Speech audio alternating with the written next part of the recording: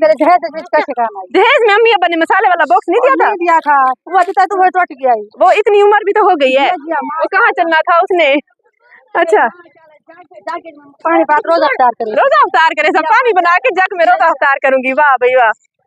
मेरे घर नहीं हो तो फिर गाल निकाल आई। गाल निकालना इसका तो ये नहीं था, देखती थी लेकिन इसकी तो कौन आई नहीं था।